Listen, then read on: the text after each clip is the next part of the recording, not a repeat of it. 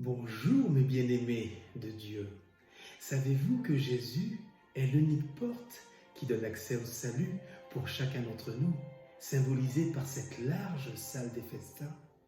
Savez-vous également que c'est la porte de miséricorde dont l'accès est rendu étroit par nos égoïsmes, nos vanités et nos orgueils? Mais savez-vous aussi que cette porte ne sera pas éternellement ouverte? Oui, nous sommes parfaitement conscients, je pense, qu'un jour elle se refermera.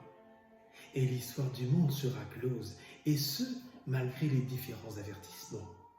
Alors faisons vite, ne traînons pas.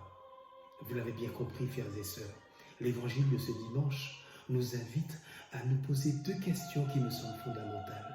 Qui peut être sauvé et comment être sauvé? D'abord, à la question qui peut être sauvé, nous pouvons répondre que c'est celui qui se convertit profondément, car rien n'est impossible à Dieu, nous dit l'évangile de Saint Luc, chapitre 1, verset 37. Et à l'autre question, comment être sauvé? Je réponds qu'il faut d'abord suivre sans condition le Christ dans une foi vivante, persévérante et communautaire, et ce, dès aujourd'hui. Notons au passage que la route vers Jérusalem, sur laquelle Jésus marche avec détermination, est pour nous la route de notre salut vers le Père, où Jésus va achever sa mission en nous conduisant vers lui. D'ailleurs, saint Paul, à la lumière de la lettre aux Hébreux, nous donne un vibrant témoignage de notre vie chrétienne qui doit être comme un chemin défriché, à entretenir, à soigner, un entraînement spirituel qui peut être soumise à de rudes épreuves.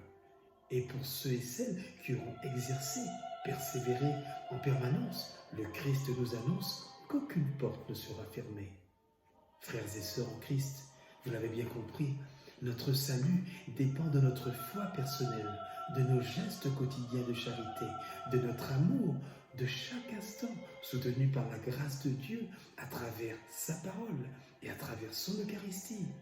Mais attention, le salut n'est pas une récompense. Il est offert par Dieu, accompli par la victoire du Christ, une fois pour toutes, par le sang versé sur la croix pour tous les hommes.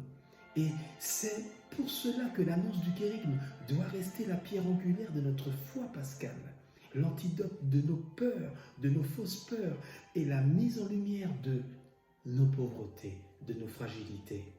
Et n'oublions jamais que le Christ ne peut nous sauver sans notre accueil, sans notre réponse et sans notre désir. Alors, frères et sœurs, demandons au Seigneur la grâce de suivre Jésus pour faire partie de ses amis dans le royaume. C'était Raphaël de la Fraternité Lataste, Martinique, et la parole dominicale adressée aux personnes privées de liberté. Amen et bon dimanche.